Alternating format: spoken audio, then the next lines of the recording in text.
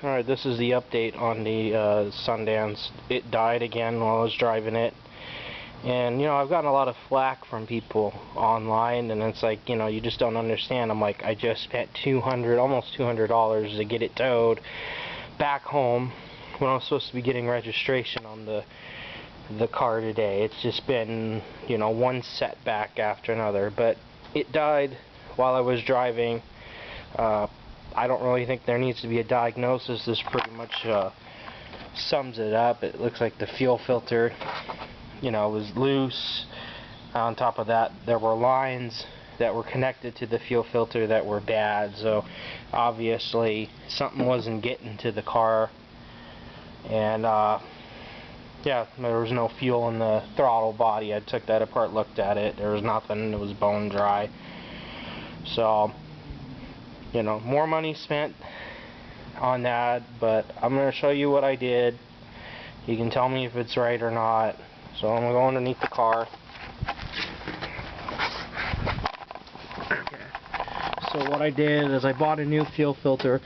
This time I mounted it where it's supposed to be mounted when it came, when these cars were originally sold. So I got a machine bolt. I got that in real nice and tight up there, so it's not going anywhere.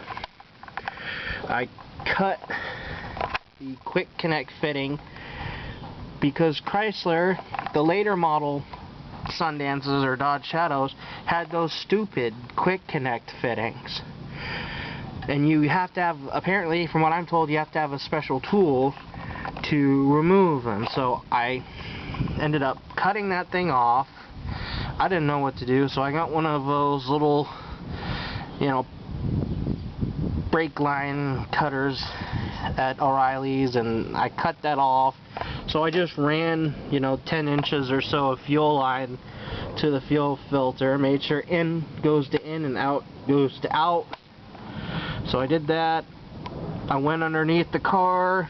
I got the other line that was leaking reconnected. So at this point, everything's hooked up. I just have to get more gas. Feels like the tank is empty or low. So I don't know how much. It was dripping pretty good, but I don't know how much gas I lost when I did that. So now I have to get gas. So that's just another thing I have to do, and hopefully it will run. I mean, we've got fuel lines in here, and I made sure I gave them the old line. I said, try to find me something that fits. I've got everything on there super tight.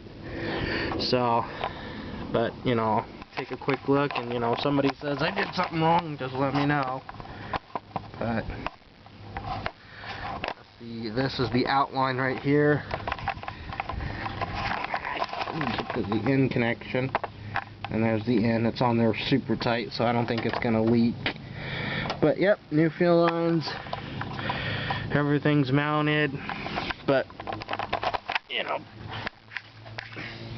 if people don't understand, it's my frustration. It's not that easy. If I have to do something, I've got to literally get on my bike, ride 5 miles to the auto parts store, and back.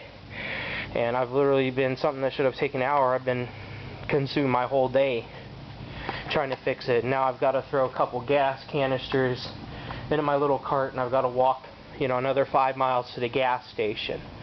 So it's not that easy. You guys don't know what my situation is. I'm trying to do the best I can. I told one of the guys, I said, I don't even have a jack. And the reason I don't have a jack is because I can't get to the Ace Hardware. I can't get to the auto parts place to get one. And I just recently got a little 3-ton jack. I didn't have something like that to lift the car up. But, I can't carry something like that on the bus or public transportation. As I said, I'm by myself. I don't have any help. So, there's some people that have been patient with me in here. Other people are, whoa, giving me flack. I'm doing the best I can with what I got. And this has just been, it shouldn't have been taking this long to get this thing fixed. So, I'm going to now walk 5 miles back to the gas station and put some gas in and see if this car starts up again. But I'm pretty sure, obviously, common sense would tell you this fuel filter here was the culprit. But we'll find out, in a couple hours.